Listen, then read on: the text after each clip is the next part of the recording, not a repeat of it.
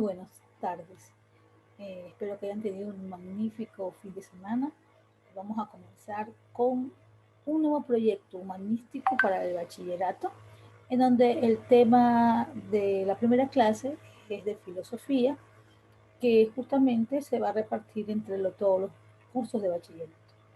Primero, segundo y tercero, en este caso, con el que corresponde. Bueno, voy a enseñarles un poco cómo es nuestro proyecto humanístico para el día de hoy y se los voy a explicar brevemente en la primera fase.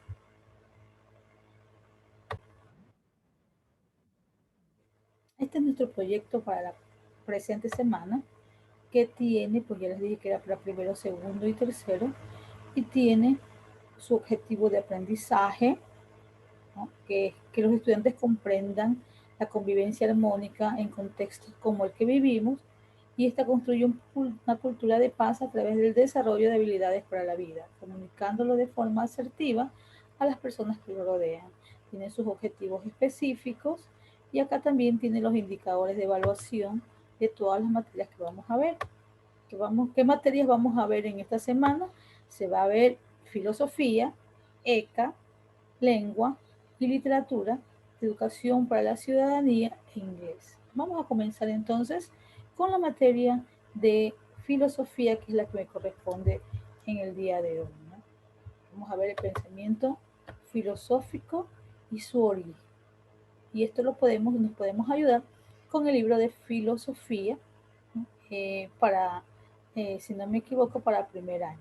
En todo caso, vamos nosotros a irnos al tema de hoy directamente. En esta ficha nos menciona que veamos, ¿no?, esta lectura que está en el libro de primero de bachillerato sobre la actividad 1, el pensamiento filosófico y cuál es su origen. Aquí pues justamente nos da una lectura que habla del origen del pensamiento filosófico y que nos dice que leamos con atención. Esto lo encontramos en el libro de filosofía en la página número 16 y bueno, también podría decir la 17. Aquí estamos en el libro que es compartido, ¿no?, el integrado. Tiene historia, ciudadanía, filosofía. Entonces aquí en la página 16 de la última parte, que viene a ser filosofía, encontramos el tema que es el origen de la humanidad, justo lo que estamos viendo en este momento, ¿no? El tema de hoy, que es el origen de la racionalidad, la mitología, y pues aquí va a estar la lectura que encontramos en la ficha del proyecto humanístico que hemos compartido ya con ustedes. Y aquí también podemos ver la segunda parte, en la página 17, que dice del mito al logo, que también es parte de la clase de hoy. Entonces, se los invita a que lean, y a los que no tienen el libro, pues se les va a compartir las capturas de estas páginas para que no se queden sin hacer la tarea.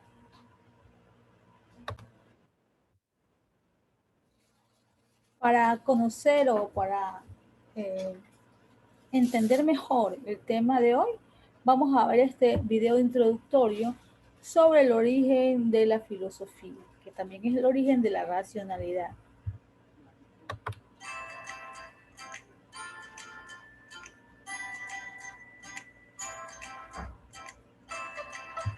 Cuenta la leyenda que un profesor de filosofía en un examen final colocó una silla frente a sus alumnos y les dijo: demuéstrenme que esta silla no existe. La mayoría de los estudiantes improvisaron complejas teorías sobre la realidad y la percepción, pero uno de ellos escribió algo rápidamente y entregó el examen a los pocos segundos. Este estudiante, por cierto, fue el que mayor nota obtuvo. ¿Tienes curiosidad por saber qué respondió? Lo que escribió fue: ¿qué silla? Esta no es más que una anécdota.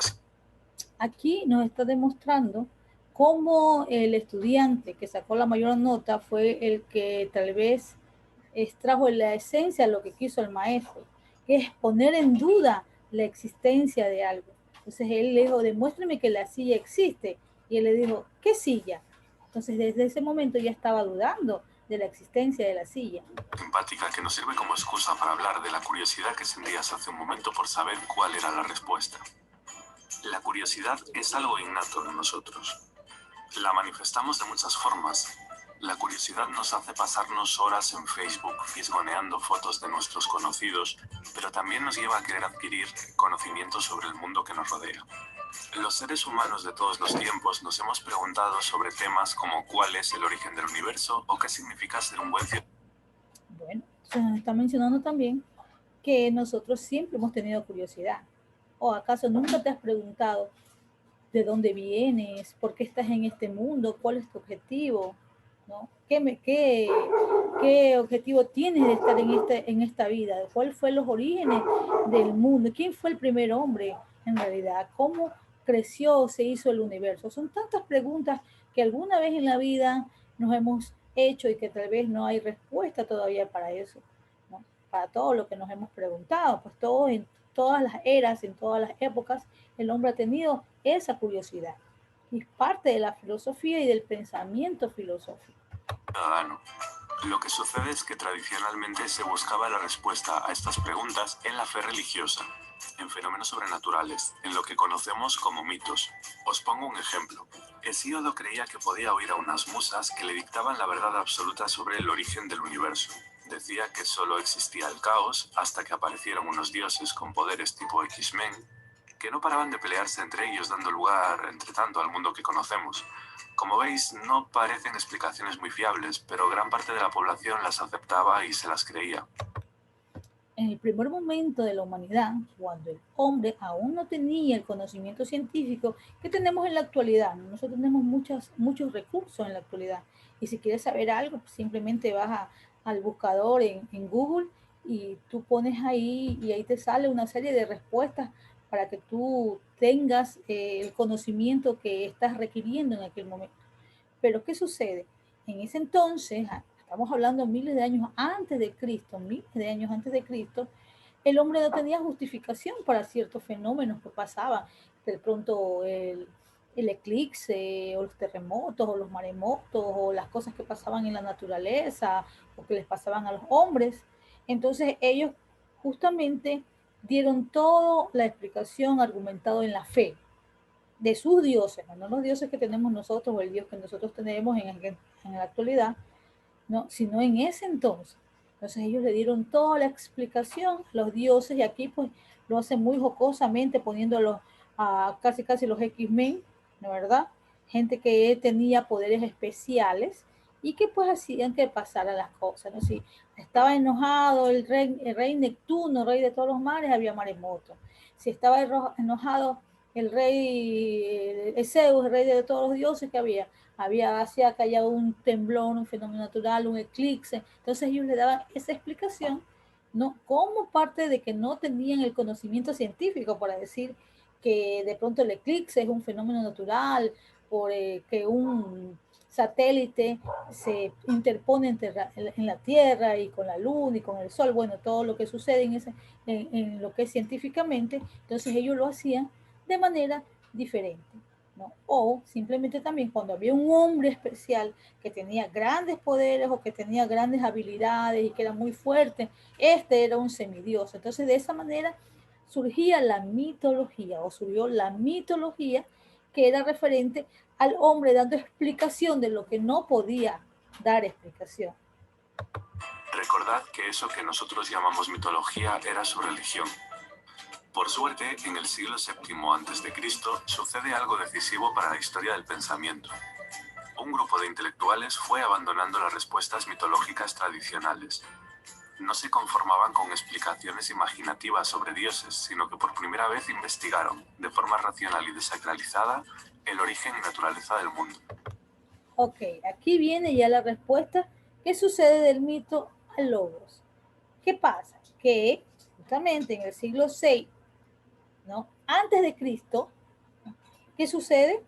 ya muchos de ellos no creían en estos fenómenos, no creían que solo era la fe y estos dioses superpoderosos, estos titanes que hemos visto en muchas películas, ¿no? Y los dioses griegos y romanos también que hemos visto, que era pues la explicación de todo lo que pasaba en la tierra. Entonces ellos ponen a un lado esto y comienzan justamente a investigar.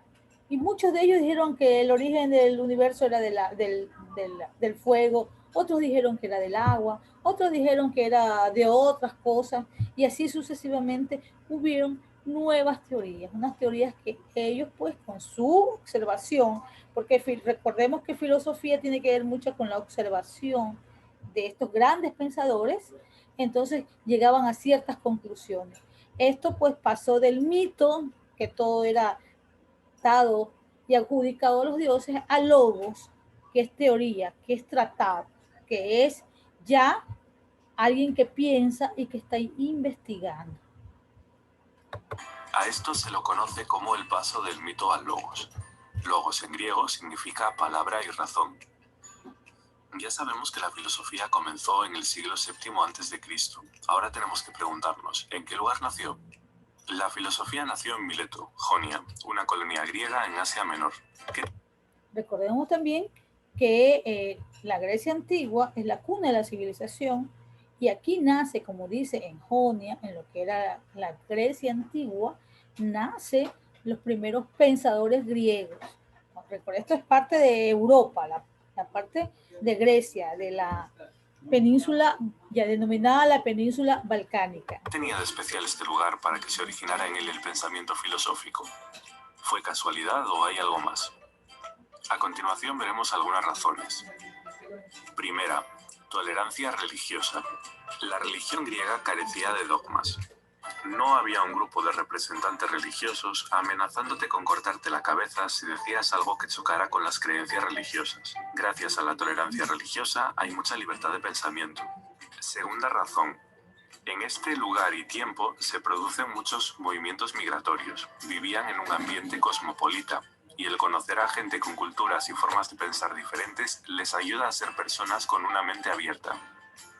Están acostumbrados a oír muchas ideas y puntos de vista. Puede haber ayudado el que en este momento se confeccionaran los primeros mapas. Se hicieron expediciones de reconocimiento del terreno. Los cartógrafos, las personas que hacen mapas, se dieron cuenta de que no había una correspondencia entre la geografía de los libros míticos como la Odisea y la realidad. Esto les hizo dudar de la veracidad de los mitos. Cuarta razón. También en este momento se empiezan a escribir las primeras legislaciones. Los legisladores se dan cuenta de que el pensamiento mítico es insuficiente para responder a las necesidades del pueblo. Y paralelamente, los intelectuales griegos se dan cuenta de que necesitan alejarse del pensamiento mítico para encontrar explicaciones sobre el mundo que les rodea. Otra razón es que gracias al comercio, algunos ciudadanos vivían acomodados pudiendo disponer de tiempo de ocio.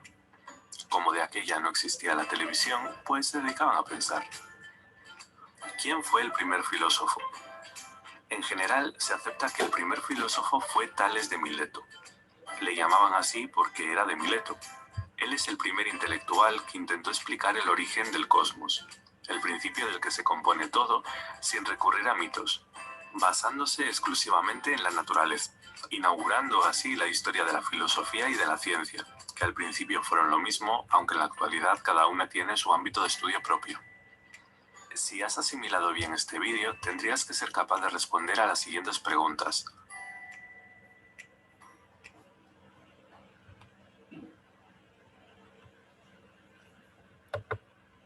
Aquí nos damos cuenta, como ya nos dijo el video, muy bien explicado, cómo pasa del mito al logo y cómo la gente comienza a dudar de la fe, de lo que ellos habían creído hasta entonces, ¿no? Porque justamente los primeros cartógrafos fueron los que hicieron los mapas y no coincidían con todo lo que decía en la Odisea y la Ilíada de Homero. Entonces ahí comienzan ellos a dudar y a darle paso al logos, a la razón, que va a hacerlos pensar de un modo diferente. Bueno, vamos a dejar hasta aquí el video porque estas preguntas no son parte de nuestra actividad. Vamos a continuar con la explicación. Justamente vamos a ver ahora unas diapositivas también para solidarizar, ¿cómo se dice? Solidificar nuestro conocimiento, ¿no? Bien, entonces, que habla del mismo tema que es del mito de Logos. O sea, para poder comprender qué fue lo que hizo posible el paso del pensamiento mítico religioso al pensamiento racional, es necesario empezar por analizar brevemente lo que en tiempos bastante arcaicos, o sea, muy lejanos, ¿no? Miles de años antes de Cristo, dio origen a los mitos. ¿Por qué existieron los mitos? ¿Qué es un mito? ¿No? Ya sabíamos que nosotros que los mitos existieron, ¿por qué? Porque el hombre quería conocer, quería darle una justificación a lo que sucedía y que científicamente no estaba en capacidad de poderlo eh, decir. ¿No? La filosofía nació en Mileto, Jonia, una colonia griega ubicada en Asia Menor, y lo habíamos visto en el mapa del video, que tenía en especial este lugar para que allí naciera el pensamiento filosófico, ¿no? La tolerancia religiosa, el ambiente multicultural y la economía. La tolerancia religiosa es que decía que no que te mataban si no creías en la religión de ellos. El ambiente multicultural, había muchas culturas que vivían ahí, y la economía que era muy buena y que daba paso a que llegaran muchas personas allí, ¿no? Ya aquí explicamos un poco la tolerancia religiosa, que ellos carecían de dogmas, no había un grupo de representantes religiosos, no, era muy abierta a nuevas ideas. El ambiente multicultural, que decía que los griegos se acostumbraban a oír muchas ideas y puntos de vista diferentes al suyo. Y la economía, que quería decir que Grecia era suficientemente estable económicamente y que existían muchas personas que vivían ahí, ¿no? ¿Verdad? Podían dedicarse a estudiar y a pensar sin tener la necesidad de buscar trabajo. O sea, tan estable era económicamente que podían vivir ellos estudiando y no preocupándose en que tenían que trabajar y que tenían que comer, porque ellos tenían una posición económica que les dejaba tener ese tiempo, ¿no? Eh, Actualmente podemos ver cómo países considerados como desarrollados económicamente son los que producen más avances científicos, literarios y filosóficos. ¿Cuáles son esos países en nuestro contexto? Estados Unidos, allá en lo que son países de la Unión Europea, ¿no? Miren ustedes ahora con el tema del COVID, fueron China, allá en el Asia, ¿no? Fueron los primeros países que hicieron la vacuna. ¿Por qué? Porque ellos tienen recursos, ¿no? Pueden pagarle a las personas para que estén investigando científicamente. A diferencia de nuestro país, que no podemos darnos ese lujo, no tenemos esa capacidad y ese desarrollo científico. Bien. Habían las tres razones que ya habíamos mencionado para que Grecia fuera propicia para que surgiera la filosofía. La fe implica creer en que algo que es cierto, aunque no tengamos pruebas de ello ni evidencia. Los dogmas son verdades recibidas o reveladas por Dios que no se pueden poner en cuestión. Entonces, a diferencia de la religión, la filosofía es un saber que analiza críticamente cada creencia, no da nada por válido si no está debidamente justificado. Esa es eso es una premisa de la filosofía, no da nada por válido si no está debidamente justificado. Recuerde usted que muchas veces todos estos grandes cosas que hacían los dioses griegos no tenían esa justificación, simplemente tenías que creer. Entonces el hombre pone ya en duda, la curiosidad, la duda científica, ¿no? ¿Qué? ¿Por qué estamos aquí? A más de lo que te puedan decir, que cómo hicieron los dioses, los grandes titanes en ese caos, hicieron la humanidad y todo lo demás. Entonces ellos querían saber muchas cosas más. Quiero decir esto, que la filosofía y la religión no tienen nada que ver. Claro que sí. En realidad sí tienen algunas características en común. Los dos quieren resolver preguntas sobre el ser humano. A los dos les interesa esclarecer cómo es que debemos comportarnos. Las diferencias. La moral cristiana, por ejemplo, afirma que matar es algo prohibido y hacerlo significa un pecado, ¿no? Lo cual aleja al hombre de Dios y de su voluntad. ¿Por qué? Pues porque así nos lo han transmitido Dios y así lo dice la Biblia. Desde la filosofía se puede llegar a la misma conclusión, pero siempre apelando a la razón y a razones lógicas y no a una tradición o una revelación. Te lo explico rápidamente, ¿no? Que a diferencia de la moral cristiana, por ejemplo, que afirma que matar es malo, o sea, que quiere decir que yo no mato porque me cae mal, porque me hiciste algo, porque te tengo venganza, ¿no? Si fuera así, iría yo por la calle y este que me hizo algo lo cojo y lo mato, le doy un disparo, lo mataría, ¿no? A diferencia de eso, ¿no? La filosofía te llega a lo mismo, diciéndote que no es bueno, haciéndote preguntas, haciéndote reflexionar, no solamente porque tú lo haces porque, ay, es un castigo, ay, me lo enseñaron, ay, lo dice la Biblia, no, sino que la filosofía apela a tu razón de que no puedes quitarle la vida a alguien que es un ser humano. Entonces te apela a la razón y justamente estas razones lógicas te hacen llegar a la conclusión, mientras que la religión lo hace por temor, porque tú tienes temor a Dios.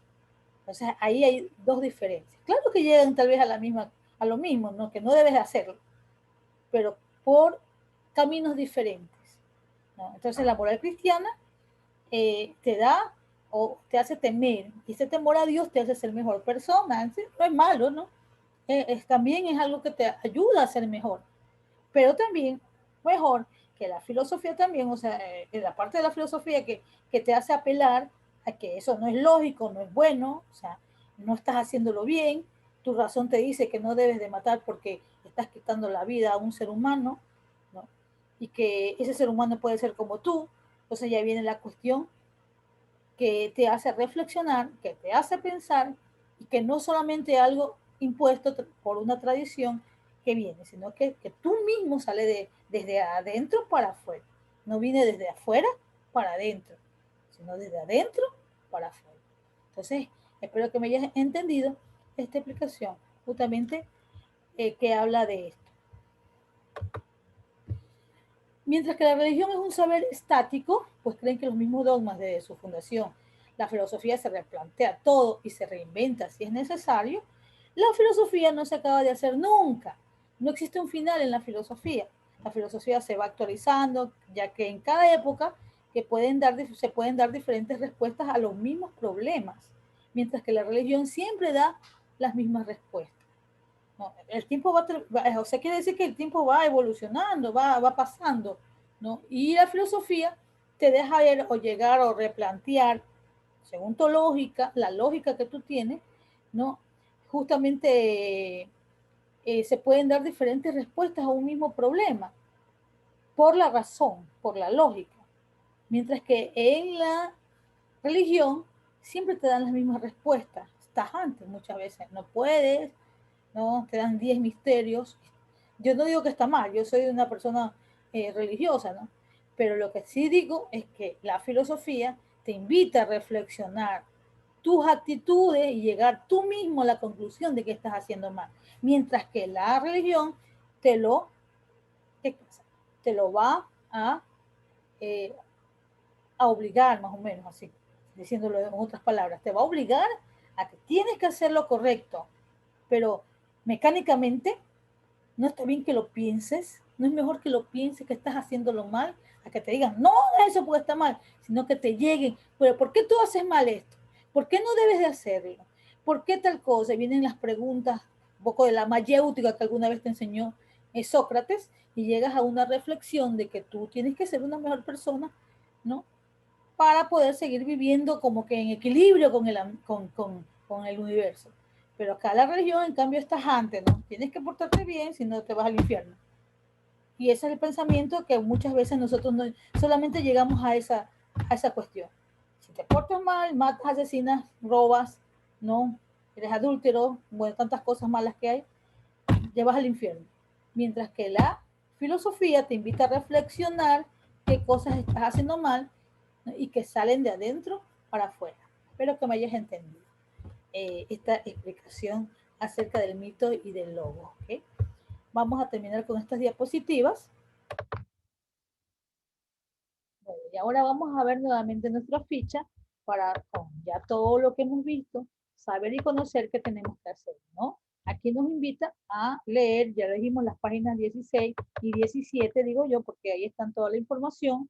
La una que habla del origen de la filosofía y la otra que habla justamente del mito del logo, que ya lo hemos tratado de explicar, espero que lo hayas lo hayas asimilado. Aquí dice, lee con atención la lectura seleccionada del texto de filosofía de primero, página 16, y reflexiona sobre la importancia para el ser humano de entender el origen de todo. Explica con tus palabras qué diferencias hay entre el mito y el logos, cuál de las dos formas de explicar las cosas consideras que es mejor. Y acá dice, lee con atención la página 19 del libro de filosofía de primer curso. No se preocupen que vamos a compartir las páginas para quien no tiene el libro, sobre qué origina la filosofía y completa el cuadro. Vamos a ver esa lectura rápidamente. Bien, ¿cuál es la página que nos pide el ejercicio? Es esta, ¿no? Que habla del asombro, o sea, ¿qué origina la filosofía? Te da aquí la respuesta y habla del asombro, de la duda, las situaciones límites que tienes que leer, ¿no? Y de ahí llenar el cuadro que estamos refiriendo en la ficha. ¿Qué es esta ficha? Entonces, este cuadro que está aquí dice que origina la filosofía. ¿Qué origina la filosofía? Perdón. Lee con atención la página 19 del libro, ya te la mostré, del primer curso sobre qué origina la filosofía. Y tienes que hablar sobre el asombro, la duda, las situaciones límites, el tedio, etc. Y terminas tú esta actividad. Luego dice, conversa con tu familia sobre las situaciones límite planteadas, pregúntale cuáles son los que más te preocupan, vas a tener que reunir a tu familia, preocuparle qué situaciones te... Recuerden que la filosofía justamente está basada en las preguntas y las respuestas lógicas. ¿Cuáles son los que más te preocupan? ¿Qué situaciones son las que más te preocupan? ¿Qué interrogantes les generan? ¿Qué interrogantes es por qué, cuándo, dónde? ¿No? Las interrogantes que te generan estas situaciones. ¿Puedes dar respuesta a las mismas? O sea, ¿les pueden dar respuesta a estas situaciones, a estas interrogantes generadas de esta situación? Tales preguntas influyen en su forma de pensar y actuar. ¿Tú actúas así por esta situación? ¿Cuáles son para ti situaciones límites, según lo que has leído ya en la página 19? Ejemplo de respuesta. Por ejemplo, que nos da un ejemplo, la enfermedad. La enfermedad. Tener un familiar muy enfermo nos hace preguntarnos sobre el sentido de la vida. ¿A ti no te hace preguntar eso? A mí sí, ¿no? Y de las cosas que hacemos a diario. Estas situaciones pueden llevarnos a dedicarle más tiempo a los seres queridos. Ya cuando vi que yo o tú tienes un ser querido que está enfermo, entonces tú ya esa persona llega a mejorarse, ¿tú qué haces? Eso te hace pensar, te hace reflexionar si es tu madre, tu padre, tu hermano, ¿no? No, y darle un poco más de tiempo, porque dice, pues, lo hubiera podido perder a mi madre, mi padre, mi hermano, mi ser querido, y yo no le dedico tiempo, no lo visito, no converso, no lo disfruto con él, no disfruto a esa persona. Entonces, imagínate, ¿te hace reflexionar o no te hace reflexionar eso? ¿Ya? Y nos lleva a pensar que hay que aprovechar la salud para hacer cosas que hagan felices a nosotros mismos y a las personas que amamos. Miren, esta situación de COVID, ¿cuánto no nos ha hecho pensar? Nos ha hecho que nosotros mejoremos con nuestros seres queridos, ¿no? Que otra vez recapitulemos un poco nuestra vida y pensar que estoy desperdiciándola. Voy a dedicarla más a mi familia, a mi esposo, a mis hijos, voy a salir, voy a pasear, porque la vida no es compró y nos lo demostró el año pasado y este año todo lo que ha pasado. Entonces, miren cómo nos hace recapitular ciertas situaciones de la vida, como las enfermedades, ¿no? Reflexiona sobre lo que respondiste. O sea, este es un ejemplo de respuesta. Puede ser que no sea la enfermedad, sino que sea, por ejemplo, las situaciones políticas, las diferencias familiares, puede haber un sinnúmero de respuestas, ¿no? Acá dice las situaciones límites sobre las que reflexionaste causan preocupación y para enfrentarlos es importante desarrollar la resiliencia, que es una de las habilidades para la vida. Esa resiliencia que nos hace sacar la fuerza de la desgracia que estemos pasando para poderla superar. Esa es la resiliencia. Cuando tú sacas toda tu fuerza y puedes llegar a superarla, ¿no? Entonces aquí dice resiliencia, desarrolla habilidades para resistir frente a las dificultades. Y hay una lectura muy bonita sobre esto, ¿no? Porque muchas personas no tenemos esa capacidad. Muchas veces nos pasan algo y nos derrumbamos y pensamos que éramos fuertes y cuando estamos en el piso necesitamos mucho de los demás para que nos puedan levantar. Entonces, la resiliencia te invita a que tú saques fuerzas de donde no tienes y puedas superar las dificultades y las situaciones problemáticas que te puedan dar.